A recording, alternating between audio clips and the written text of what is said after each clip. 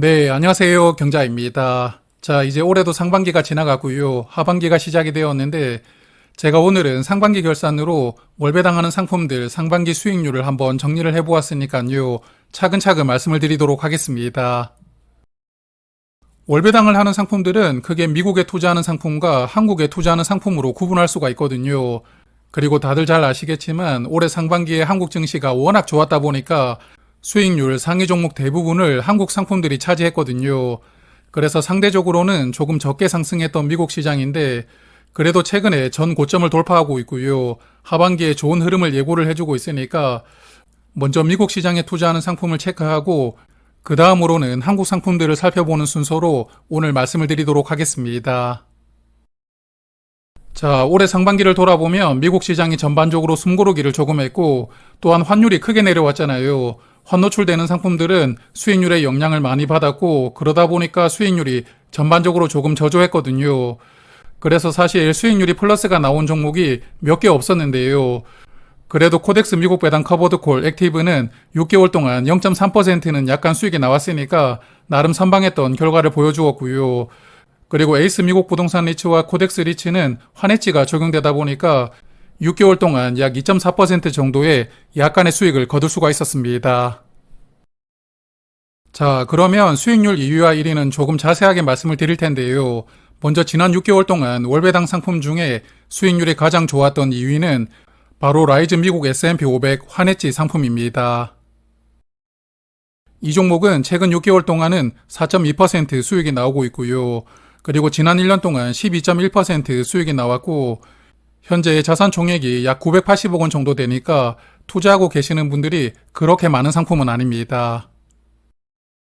그리고 S&P 500 지수를 환율 영향을 받지 않는 환해지로 투자를 하는 상품이기 때문에 포트폴리오는 S&P 500 지수의 투자 비중대로 투자가 되고 있는데요.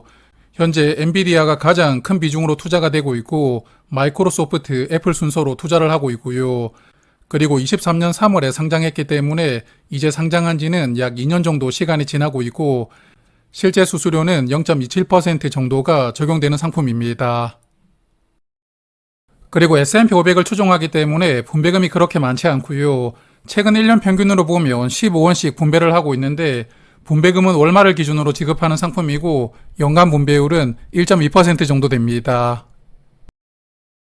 자, 그리고 올해 상반기 미국 상품 중에서 수익률이 가장 좋았던 1위는 바로 라이즈 미국 AI 밸류체인 데일리 고정 커버드 콜입니다. 제가 투자를 하고 있는 상품이잖아요. 아마 구독자 여러분들도 친숙하시지 않을까 생각합니다. 이 상품은 최근에 퍼포먼스가 좋은데요. 최근 한 달간 약 14%의 수익이 나오고 있고 3개월 동안은 약 23%, 그리고 6개월 수익률이 6.6%인데 환율이 영향을 주는 환노출 상품이거든요. 환노출 종목인 것을 감안하면 상반기 퍼포먼스는 좋았다고 생각합니다. 그리고 현재 자산 총액이 약 1,000억 원 정도 되니까 이 상품 또한 투자하는 분들이 그렇게 많지는 않습니다. 그리고 이 종목은 미국 인공지능 산업에 조금 깊숙하게 관여를 하고 있는 15개의 종목을 투자하는데요. 엔비디아나 오라클, 마이크로소프트를 10% 넘는 비중으로 집중적으로 투자를 하고 있고 그리고 조금 전에 말씀을 드렸지만 환율이 영향을 주는 환노출 상품이고요. 그리고 작년 10월에 상장했으니까 이제 상장한 지는 약 10개월 정도 시간이 흘러가고 있고 그리고 커버드콜 전략을 적용하거든요. 그래서 실제 수수료가 0.68%로 수수료는 약간 있는 상품입니다. 그리고 이 종목은 고정 커버드콜 전략이 적용되는데 옵션을 딱 10%로 고정하고 매도를 하거든요. 그래서 매달 옵션을 매도하면서 받았던 프리미엄을 전부 분배금으로 지급을 하기 때문에 1년에 몇 %를 분배를 하겠다 이러한 목표 분배율이 없고요. 그리고 분배금도 매달 편차가 조금 있는 편입니다. 그래서 지난 5월에는 200원을 지급했고 6월에는 183원을 지급했는데요. 상장하고 지금까지 월 평균 199원씩 분배를 하고 있기 때문에 연간 분배율이 20% 넘어가는 상품이거든요. 그래서 분배금을 상당히 많이 주기 때문에 투자 원금이 줄어들 가능성은 매우 높은 상품이고요. 그래서 나는 투자 원금이 줄어드는 것은 정말 싫다 이렇게 생각하시는 분들은 이 상품은 적합하지 않습니다. 그냥 분배금을 많이 받을 수 있으니까 수량을 꾸준하게 늘려가 보겠다 이런 생각이시라면 괜찮다고 생각하고요. 그리고 분배금은 월말을 기준으로 분배하고 있기 때문에 이번 달 7월은 7월 29일에 보유를 하시면 8월 초에 분배금을 받을 수가 있습니다. 그리고 수익률이 저조했던 상품들도 정리를 해보았는데 타이거 미국 나스닥 100 커버드 콜은 6개월간 마이너스 10.6%로 가장 성적이 저조했고요. 그리고 미국 배당 다우존스를 커버드 콜로 투자하는 상품들이 대거 순위권에 올라와 있는데 코덱스가 마이너스 10% 정도 되고, 그리고 타이거 미배당 2호가 마이너스 9%, 그리고 1호는 마이너스 8.4%로 올해 상반기는 조금 부진했거든요. 그렇지만 이번 주에 미국 배당 다우존스들 주가를 보니까 조금 올라오고 있던데 하반기에는 다시 좋은 모습을 보여주었으면 좋겠습니다. 그리고 에이스 미국 빅테크 7도 6개월 동안 약 10% 정도 하락하고 있으니까요. 빅테크에 투자하는 다른 상품들과 비교를 해보면 성적이 조금 더 부진하게 나온 것 같습니다. 자, 그러면 이제 한국인데요. 일단 올해 상반기 동안 코스피 200이 거의 30% 가까이 상승을 했거든요. 대부분의 상품들은 엄청난 퍼포먼스가 나왔는데 그 중에서도 키움 고배당은 37.7%로 수익률 5위를 차지했고요.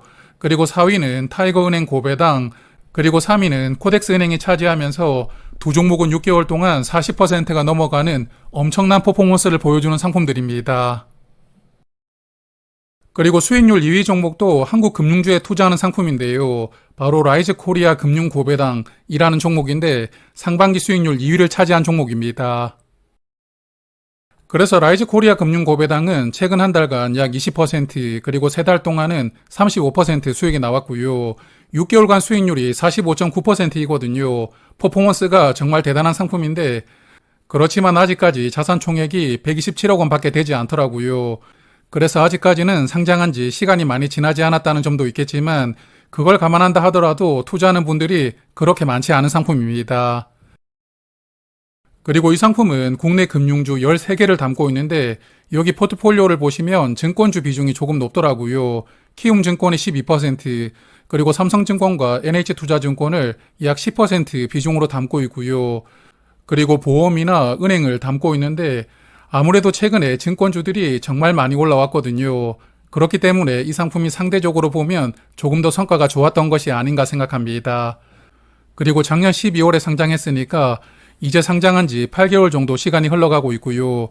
실제 수수료는 0.18%가 적용되고 있던데 수수료 측면에서도 경쟁 상품들보다는 약간 메리트가 있는 상품입니다. 그리고 이 종목은 월 평균으로 보면 매달 31원씩 분배를 했지만 최근에는 40원대 분배금을 지급하고 있거든요. 그래서 앞으로 분배금이 월 평균보다 조금 더 늘어날 가능성이 있고요. 이와 같은 월 평균 분배금 기준으로 보면 연간 분배율은 2.7%이고, 그리고 월 중순을 기준으로 분배하는 상품입니다. 그래서 이번 달은 11일에 보유를 하시면 7월 중순에 분배금을 받을 수가 있게 됩니다.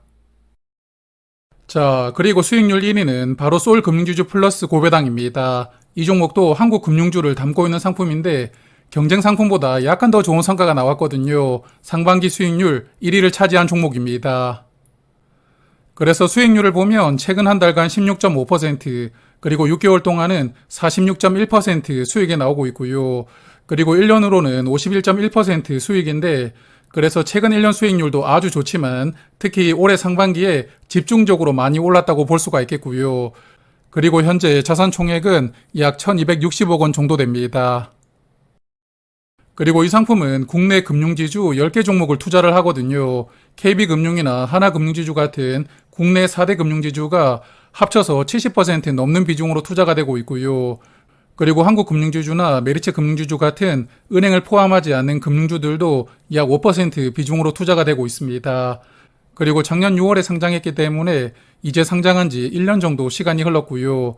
그리고 실제 수수료가 0.38%가 적용되니까 경쟁 상품들보다는 수수료가 약간 많은 상품입니다.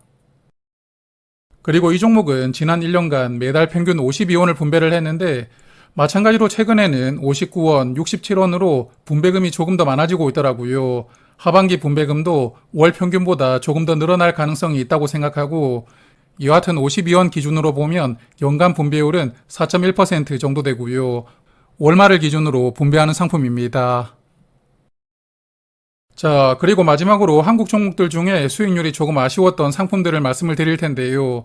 일단 손해가 나온 종목은 없습니다만 한국리츠에 투자하는 상품들은 대부분 수익률이 6에서 7% 정도 나왔으니까요. 상대적으로는 조금 부진한 성적을 받았습니다.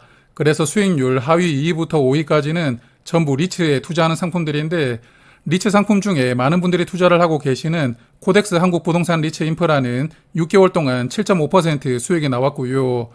그리고 월배당하는 종목 중에 수익률이 가장 저조했던 상품은 삼성전자와 채권을 결합한 이 상품인데 6개월 동안 5.8% 상승하고 있더라고요. 그래서 삼성전자도 상대적으로 조금 아쉬운 흐름을 보여주고 있지만 그래도 이번 주에는 주가가 꽤 올라오고 있으니까요. 하반기에는 삼성전자를 중심으로 코스피가 역대 고점을 한번 뚫어주기를 간절하게 바라보고 있습니다. 자, 그러면 구독자 여러분들도 하반기에 좋은 투자 계속 이어가시면서 자산 많이 늘려가시길 바라고요. 저도 투자에 도움이 되는 정보를 찾아보고 또 정리해서 이렇게 말씀을 드리도록 하겠습니다. 고맙습니다.